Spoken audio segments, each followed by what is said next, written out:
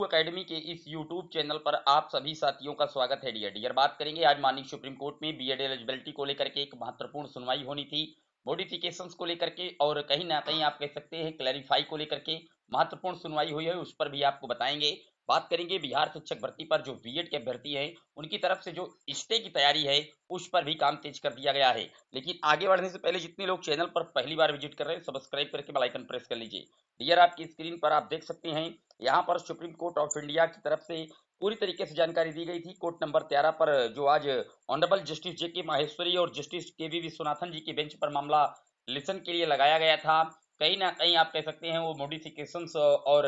Clarify के लिए ये सुनवाई थी। पूरी तरीके से इस पर आज सुनवाई चली और सीरियल नंबर 34 पर Anno Ghosh versus Union of India and others की तरफ से लगाया गया था। यहाँ पर एडवोकेट नेहा राठी जी थी। पूरी तरीके से जब इस मामले की सुनवाई की गई और बीएड की तरफ से जब प्रशांत भूषण जी अपना पक्ष रखने लगे और पूरी तरीके से रूबरू करवाने लगे, तो यहाँ पर चूंकि आप जानते हैं कि इन जस्टिस ने इस केस को ज्यादा दिन तक पहले लिसन नहीं किया था, तो उन्होंने कहा कि हम इस मैटर को अब एप्रोप्रिएट बेंच और माननीय जस्टिस अनुज बोस जी की को ही ट्रांसफर करेंगे, क्योंकि उन्होंने पहले भी 2 साल से ज्यादा का समय इस केस पर लिया था और बारीकी से पॉइंट टू द पॉइंट वो समझते हैं और उन्होंने इस मामले को पूरी तरीके से उठा करके माननीय जस्टिस अनुज बोस जी की बेंच को ट्रांसफर कर दिया है। तो फिलहाल आज की जो सुनवाई क्लैरिफाई और मॉडिफिकेशंस वाली थी, पश्चिम बंगाल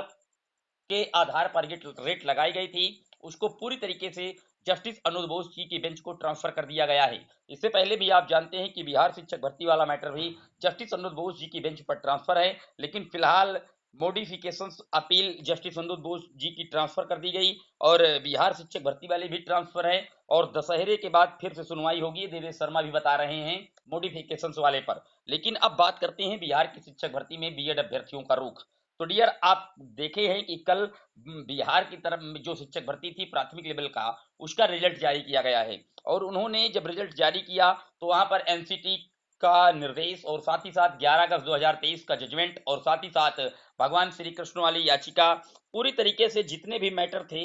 आप देख सकते हैं 661/2023 वाला भी मैटर, सारे मैटरों को उन्होंने बात करके रिजल्ट को रिलीज कर दिया। केवल डीएलएड अभ्यर्थियों का रिजल्ट रिलीज किया गया है। लास्ट लाइन में यहाँ पर आप देखेंगे लिखा हुआ है, फिर भी यदि इससे संबंधित किसी अन्य मामले में माननीय सर्वोच्च न्यायालय अथवा सक्षम न्यायालय का अन्यथा आदेश पारित होता है तो उसके फलाफल से परीक्षा फल प्रभावित होगा। इन्होंने एक लाइन ये भी लिखा हुआ है, यानी कि अभी भी मैटर अगर माननीय सुप्रीम कोर्ट से बीएड के फेवर में आ जाता है 1% भी, तो निश्चित तौर पर पूरी भर्ती प्रभावित हो सकती है।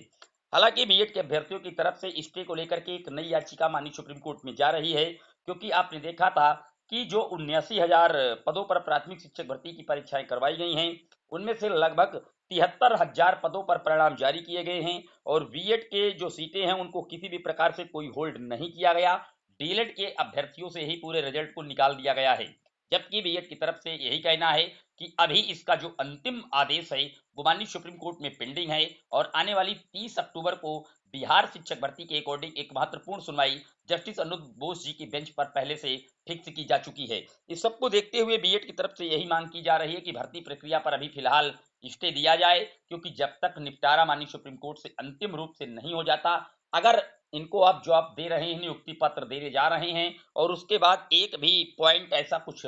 आता है बीएड के फेवर में, तो फिर आप कैसे सीटों पर बीएड के अभ्यर्थियों को चयनित करवाएंगे, जबकि आपने बीएड को जोड़ते हुए ना कोई मेरिट निकाली, ना उनको इंक्लूड करके आपने कट ऑफ घोषित की, ना उनके लिए कोई सीटें रिक्त रख करके आपने रिजल्ट को पब्लिश किया है। इस तरीके की पूरी तरीके से घुमावदार जो बातें हैं बीएड के एडवोकेट की तरफ से लगाई गई हैं और स्टे की जो तैयारी है उस पर प्रोसेस आगे बढ़ाया जा रहा है। जैसे ही इन पर बड़ी अपडेट आएगी हम आपको देते रहेंगे। फिलहाल अब जो मामला जितना भी मैटर आ रहा है एलिजिबिलिटी को लेकर के, सारे मामले अप्रोप्रिएट बेंच में होते हुए माननीय जस्टिस अनुज बोस जी को ट्रांसफर किए जा रहे हैं। तो अनुज बोस जी अब ये क्लैरिफाई करेंगे कि जो जजमेंट है वो किस दिन से प्रभावी होगा। गजट 28 जून 2018 से ही खारिज माना जाएगा या 25 नवंबर 2021 से खारिज होगा, जब सबसे पहले राजस्थान की जोधपुर हाईकोर्ट ने खारिज किया था, या 11 अगस्त 2023 से खारिज होगा, जिस दिन से